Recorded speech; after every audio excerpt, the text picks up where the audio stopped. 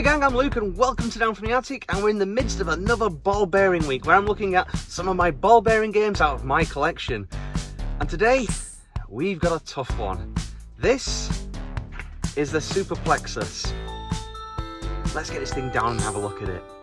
This thing is about 20 years old now, and whilst it's a little scuffed in places, the thing plays perfectly still. So, what do we have? It's a clear plastic sphere with the maze built inside it. The controls? Simply your hands, rotating the ball, inverting the maze to guide the ball bearing along. It's a pretty neat concept. And the maze, snakes and serpentines all inside the ball here. This is not going to be a walk in the park. Now I believe that this is the first Perplexus that came out, and this particular one has sounds, and there's a good reason that I keep the sound off. It's bloody annoying.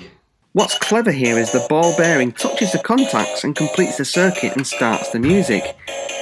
It's just that the music is god awful. Enough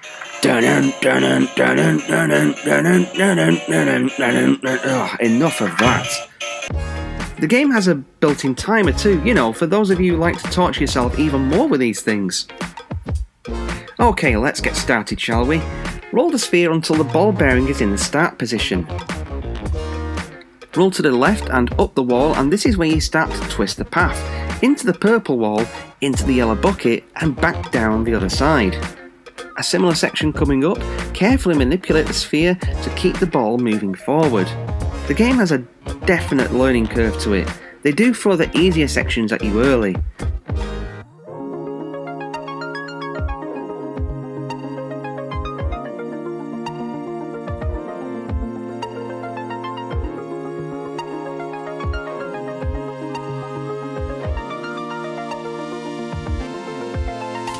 Drop down onto the path here, roll along this ribbed portion into the yellow bucket, back along the underside or top side of where you've just come, round the bend, and checkpoint.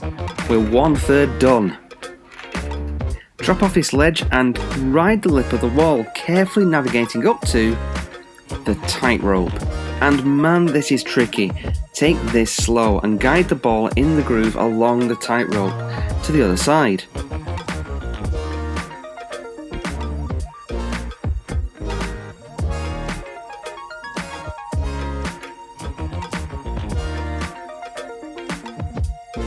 Follow the lip and land in the bucket. Swing the bucket down and onto the bridge.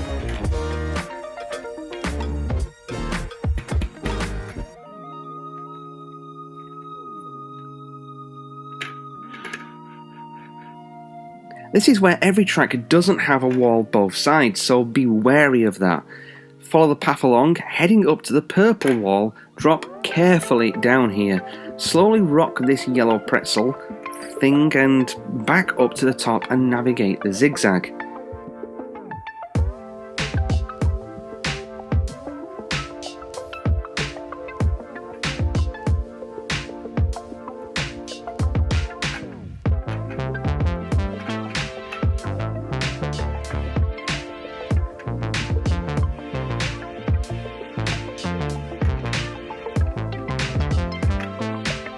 Back along this snaking purple section, it'll land you on the underside of the start position.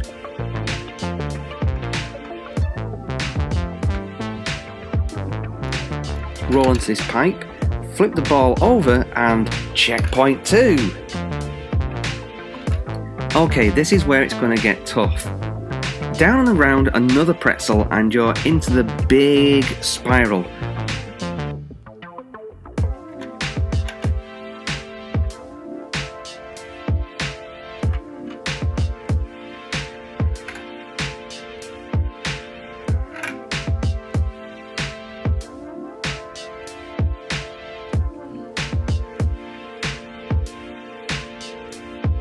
all the way into the little clear bucket. Rotate the sphere and tip the ball out of the bucket back onto the underside of the spiral.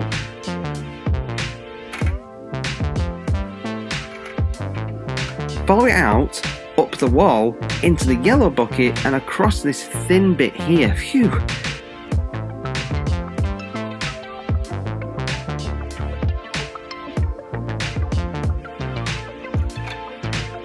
Up the purple bit into a double pretzel, and best to take it slow here, it's very easy to fall off.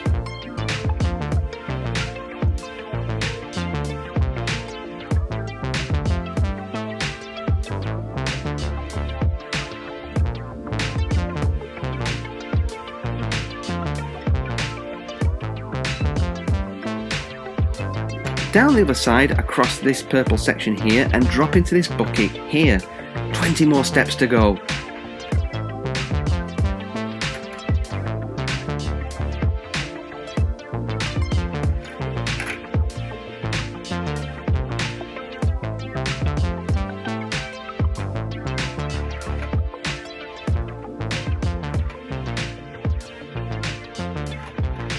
Cross the bridge and back into the purple bit you were just in, around and back up the other side of it. Hop over this small wall here, very carefully navigating along this bit now. There's few guide rails, so watch your step here. Navigate the purple S shapes carefully. This will land you on the underside of the battery box again. Drop down, navigate the last pretzel, and ta-da! Done. This is one of those toys that begs you to have one more go at it, and you'll always think that you can do better at it because, well, that's the nature of this thing. You'll get past a certain number and mess up, and you'll get all the way there again and mess up again, and guess what? You'll have one more turn at it because this game is addictive, and the idea of using this clear sphere to manipulate the maze is really fresh and very inventive. I mean, the maze isn't flat, it's inverted, it's turning in on itself upside down. It's very clever. Mess-ups will happen quite a bit on this, and it's all to do with how you handle this clear sphere, how you control the maze. And it's all down to you and your fault if it falls off the track. But it doesn't make it any more less annoying when that happens. Perplexus has done a ton of different versions. There's a Harry Potter version, a Star Wars version. They've also made versions with different levels of difficulty. That's insane! I'm just so glad that they're still making these things, and I've played a few of the different variants, and it's always fun to find out what new tricks they've added to the track, what new obstacles you've got to manoeuvre your way around, and some of them you're doing them blind because there's that much stuff packed inside these things. It's quite amazing, really. They're just a lot of fun to mess around with. I definitely recommend having a go with a Perplexus. Well, stay tuned all this week. I'm going to be looking at more of my ball bearing games. As always, I'm Luke. Thanks again for watching, and I'll talk to you again soon. If you like what I'm doing here on Down from the Attic, please consider liking the video and subscribing. Comments are always welcome, and I'll see you in the next video.